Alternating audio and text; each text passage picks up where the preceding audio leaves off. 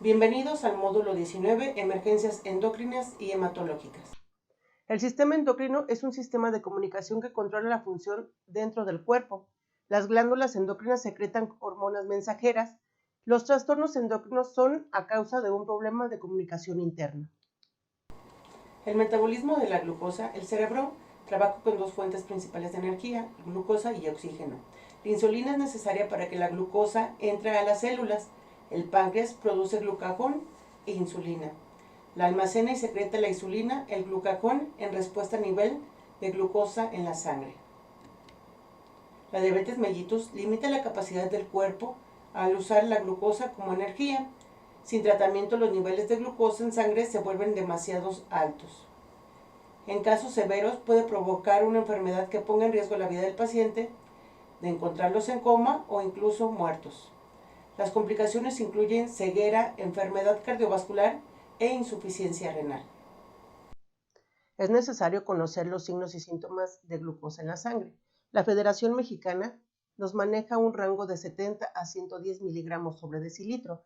Su bibliografía nos maneja 80 a 120 miligramos sobre decilitro, rangos normales de glucosa en la sangre.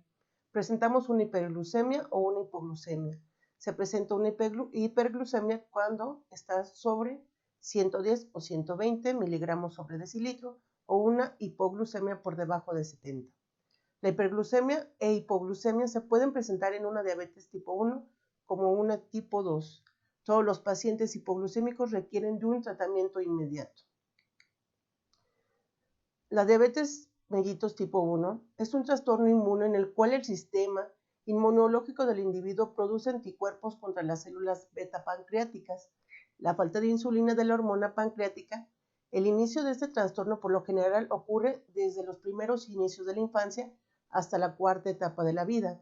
El paciente debe obtener la insulina de una fuente externa. Debemos observar claramente al paciente o cuestionar si éste presenta alguna bomba de insulina. Muchas personas con diabetes presentan una bomba. Hay que medir continuamente los niveles de glucosa y suministra una función ajustable de insulina. Puede tener un mal funcionamiento y causar emergencias diabéticas si no se tienen los cuidados adecuados para el mismo. Siempre pregunte sobre la presencia de una bomba si está en caso de que éste lo tenga. Enfermedad metabólica más común de la infancia, síntomas del paciente con un inicio reciente, poliuria, polidipsia, polifagia, pérdida de peso y fatiga. El nivel de glucosa en sangre del paciente es superior a lo normal. El sistema de filtración del riñón se ve afectado y hay presencia de glucosa en la orina. La orina presenta un color ámbar, pegajoso y tiene un aroma como a frutos. Las células no reciben glucosa, el cuerpo quema la grasa, produce desecho ácido conocido como cetonas, los riñones no pueden mantener el equilibrio ácido-base y presenta respiraciones de Kussmaul. Si continúa el metabolismo de grasa y la producción de cetonas, se puede desarrollar una cetoacidosis. Se puede presentar como una enfermedad generalizada. La cetoacidosis puede causar la muerte. Obtenga el historial y la presentación del paciente. Obtenga un nivel de glucosa, por lo general se encuentra mayor de 400 miligramos sobre decilitro. Diabetes mellitus tipo 2. La causa es la resistencia a los efectos de insulina a nivel celular. Existe una asociación entre la obesidad y el incremento de la resistencia a los efectos de la insulina. El páncreas produce más insulina para compensar los elevados niveles de glucosa en la sangre y la disfunción de los receptores celulares de insulina. La resistencia a la insulina puede mejorar mediante el ejercicio y una modificación de la dieta. Los efectos de los medicamentos orales utilizados para el tratamiento de diabetes tipo 2, entre ellos la metformina, que es la más común, algunos aumentan la secreción de insulina y presentan un alto riesgo de secreción hipoglucémica. Algunos estimulan receptores para la insulina, otros disminuyen los efectos de glucagón y la liberación de glucosa almacenada en el hígado. Para diabetes tipo 2 también se utilizan medicamentos e insulina inyectable. La diabetes mellitus tipo 2 con frecuencia se diagnostica con estudios de glucosa en la sangre y estos salen elevados constantemente. incluyendo también infección recurrente, cambios de la visión y entumecimiento de los pies. Pueden ser signos notables de una diabetes o una glucosa alta en la sangre. Ocurre cuando los niveles de glucosa en sangre son altos. El paciente se encuentra en un estado mental alterado como resultado de varios problemas relacionados. En diabetes tipo 1 produce cetoacidosis con deshidratación en micción excesiva. La diabetes tipo 2 conduce a un estado de deshidratación hiperosmolar no cetósico. El síndrome de hiperglucemia hiperosmolar no cetósica, esta es cuando los niveles de glucosa en sangre no se pueden controlar en la diabetes mellitus tipo 2. Sus principales signos y síntomas pueden ser deshidratación, hiperglucemia, sed, deshidratación severa, por mencionar algunos. Los elevados niveles de glucosa en la sangre provocan la excreción de la glucosa en la orina. El paciente aumenta el consumo de líquidos. El paciente no puede beber suficientes líquidos para compensar los niveles excesivamente elevados de glucosa en la sangre. La orina es oscura y concentrada. El paciente puede perder el conocimiento o tener una actividad convulsiva debido a la deshidratación severa. Hipoglucemia sintomática. Emergencia aguda en la cual baja el nivel de glucosa en la sangre del paciente y se debe corregir cuanto antes. Puede ocurrir en pacientes que se inyecten insulina o usan medicamentos orales. Cuando los niveles de insulina permanecen altos, la glucosa se metaboliza rápidamente de la sangre. Se baja el nivel de glucosa, puede haber un suministro insuficiente de glucosa en el cerebro, por eso son pacientes letargados, somnolientos. Disminuye el estado mental, el paciente se puede volver agresivo o mostrar un comportamiento inusual. Rápidamente se puede presentar la falta de conocimiento y el daño cerebral permanente. La hipoglucemia se desarrolla con mucho más rapidez que la hiperglucemia. Los signos y síntomas pueden ser alteración del estado mental, pacientes somnolientos o en estado letargado. Aquí les presento una tabla de una hipoglucemia sintomática. Como les mencioné anteriormente, esta subbiografía les maneja rangos de 80 a 120 como una glucosa normal. Por arriba de esto es una hiperglucemia y por debajo de 80 es una hipoglucemia. Tenemos que estar al pendiente de estos estudios al momento de que lleguemos con un paciente y valoremos. Hay que sacar una prueba de glucosa para percatarnos en qué estado está. En la evaluación de la escena no se olviden principalmente su equipo de protección personal. La seguridad de la escena, si recordamos, estos pacientes tienden a usar agujas. Esté alerta a las pistas que todo se presenta, los olores. Observen bien en el escenario de su paciente. Usen las precauciones estándar. Pregunten a los testigos sobre los eventos que condujeron a su llegada, por qué nos habló, qué pasó, cómo está su paciente. Mantenga abierta la posibilidad de que ocurrió a un traumatismo. Si su paciente sufrió una caída, recuerden, será un paciente de trauma como un paciente clínico. Determine el mecanismo de lesión y la naturaleza de la enfermedad. Formarse una impresión general del ambiente de nuestro paciente, como físicamente, cómo se encuentra, está consciente, inconsciente, me escucha. La vía aérea y respiración. Si mi paciente muestra signos menores de saturación del 94%, hay que colocar mascarilla de 12 a 15 litros por minuto. Vía aérea y respiración. Los pacientes hiperglucémicos pueden presentar respiraciones de Kussmaul, aliento a frutos fermentados. Los pacientes hipoglucémicos tienen respiraciones normales o superficiales a rápidas. Manejo de la dificultad respiratoria, como se mencionó, hay que colocarles oxígeno si lo necesita. El estado circulatorio, piel seca y caliente, es usual en pacientes con hiperglucemia.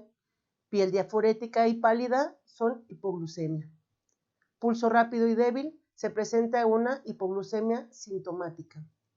Decisión de transporte. Aquí tenemos que ser muy coherentes en esto. Si mi paciente necesita ser trasladado inmediatamente, hay que llevarlo. Pero usualmente pacientes hipoglucémicos se tratan en la escena y se recuperan. Y no es necesario transportarlos, porque su glucosa aumenta. Los pacientes con un estado mental alterado e incapacidad para deglutir deben ser trasladados de inmediato. Investigue la queja principal. Obtenga el historial de la enfermedad actual de un paciente que responde o del familiar o testigo.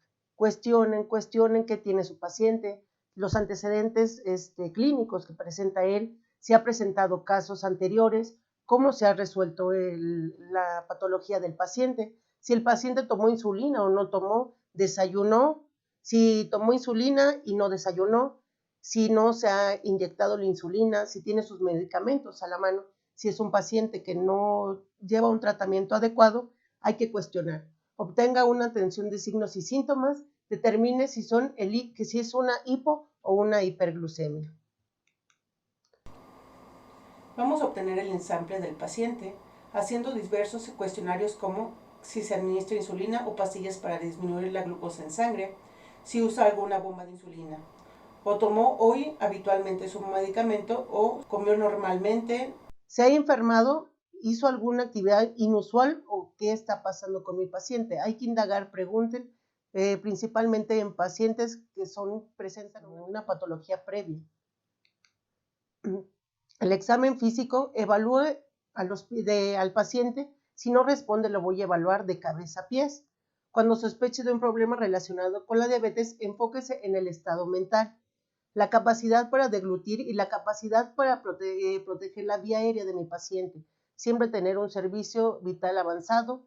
Si mi paciente presenta secreciones, hay que aspirar, hay que cuidar mucho la vía aérea del paciente. Obtenga una calificación de escala de coma de Glasgow. Los signos vitales, use un glucómetro si lo tenemos disponible.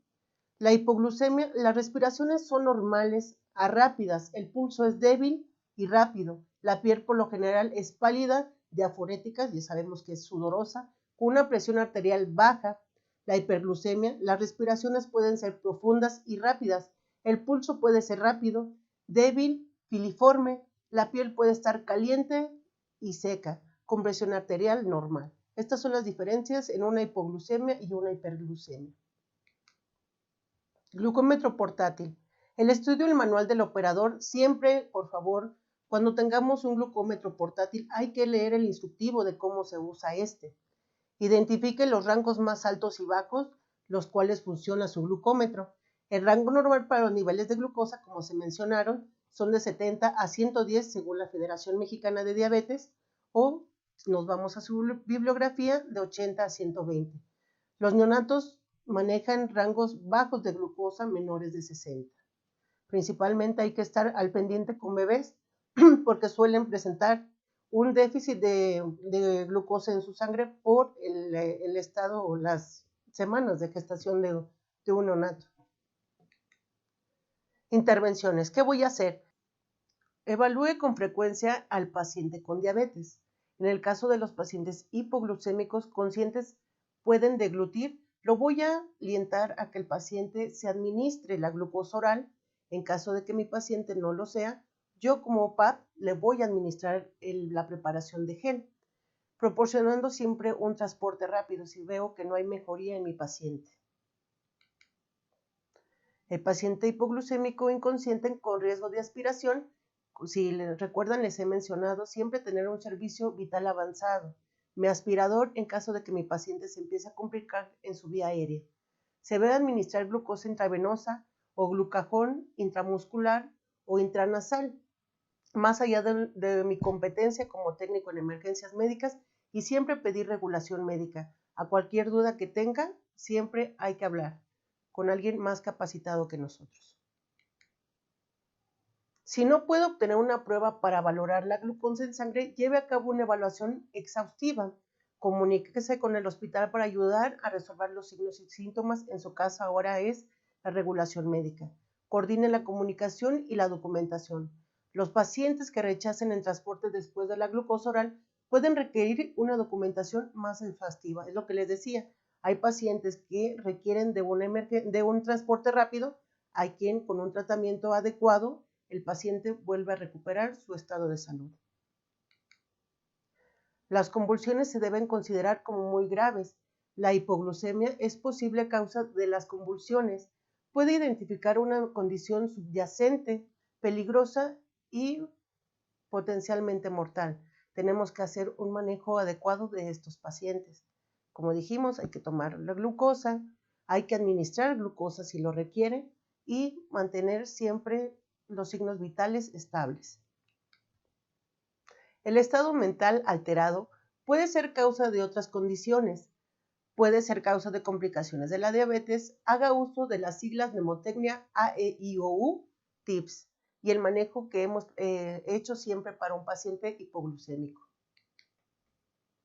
Un diagnóstico erróneo de una disfunción neurológica, los síntomas pueden confundir a una intoxicación. Recuerden que un paciente hipoglucémico altera su estado mental. En ocasiones podemos confundir ese estado mental ya sea con un consumo de alcohol, con drogas o con algún otro estupefaciente que el paciente se haya metido, pero realmente es un paciente con una hipoglucemia. Recuerden que si mi cerebro no tiene glucosa y oxígeno, hay un déficit como tal. Realice una prueba de glucosa en sangre en la escena, si lo permiten los protocolos y en caso si tenemos el glucómetro a la mano. La diabetes y el alcoholismo pueden coexistir en un paciente, pero es muy notorio un paciente diabético, recuerden, presenta un aliento frutal al alcohol, ¿no? Entonces, sí hay una diferencia entre ellos. Relación con el manejo de la vía aérea. Los pacientes pueden no tener un reflejo nauseoso, vómito o la lengua puede obstruir la vía aérea. Vigile con atención la vía aérea, coloque al paciente en una posición de cúbito lateral, asegúrese de que la succión esté disponible siempre. Atención médica de emergencias diabéticas. Administrar glucosa oral. 3 tipos de glucosa oral: gel que se disuelve rápidamente, las tabletas grandes masticables y formulación líquida. Glucosa oral. Contraindicaciones: incapacidad para deglutir e inconsciencia. Utilice guantes antes de colocar algo en la boca del paciente. Siempre recuerden traer su EPP. Siga los protocolos locales para administración de glucosa. Reevalúe con frecuencia y proporcione el transporte. Siempre hay que estar en comunicación con regulación médica. Emergencias hematológicas. Como les mencioné al principio, es muy difícil el ambiente hospitalario de tratamiento adecuado a estos pacientes, pero como una buena acción podemos salvar su vida. Es el estudio de las enfermedades relacionadas con la sangre. 3 trastornos que pueden crear una emergencia prehospitalaria pueden ser enfermedad de las células falciformes, hemofilia y trombofilia. La sangre se compone de 4 elementos: los glóbulos rojos, los glóbulos blancos, las plaquetas, que son las que nos ayudan a la formación de coágulos. El plasma sirve como medio de transporte. Enfermedad de células falciformes. Trastorno hereditario que afecta a los glóbulos rojos. Predomina en las personas de ascendencia africana, caribeña, sudamericana. Las personas con enfermedad de células falciformes tienen glóbulos rojos deformes que provocan la disfunción en la unión del oxígeno y la formación involuntaria de coágulos. Los coágulos pueden causar un bloqueo conocido como crisis de vaso oclusiva, puede resultar en hipoxia, muerte o daño en los órganos. Enfermedad celular falciforme. La vida útil de las células falciformes es corta. Da como resultado más productos de desecho celular, construye la formación de sedimentos de sangre. La complicación incluyen anemia, coágulos biliares, ictericia, disfunción esplénica, oclusión vascular con isquemia. Enfermedad de células falciformes. Muchas de estas complicaciones son muy dolorosas y potencialmente mortales. Trastornos de coagulación, hemofilia. Raro, solo alrededor de 20,000 estadounidenses tienen este trastorno. La hemofilia A afecta principalmente a los hombres. Capacidad reducida para crear un coágulo después de una lesión. Puede ser una amenaza para la vida de nuestro paciente. Los pacientes por lo general tienen al alcance de la mano infusiones de reemplazo del factor 8 por vía intravenosa que ayudan a la coagulación de la sangre. Como se mencionan, son pacientes que no podemos tratar directamente en la escena, necesitamos una regulación médica y un transporte inmediato. Trastornos de coagulación, trombofilia. Trastorno en la capacidad del cuerpo de mantener el flujo uniforme de la sangre a través de los síntomas venoso y arterial. Trombosis venosa profunda es un problema médico común en pacientes sedentarios y aquellos con una lesión o una cirugía reciente de huesos largos. Los métodos designados para prevenir la formación de coágulos sanguíneos pueden incluir medicamentos anticoagulantes, medias de compresión y o dispositivos mecánicos. En la trombosis venosa profunda, los factores de riesgo pueden ser sedentarismo, tabaquismo. El tratamiento, la terapia de anticoagulación puede ser enoxaparina. Los medicamentos orales, por lo general, son administrados por más de 3 meses.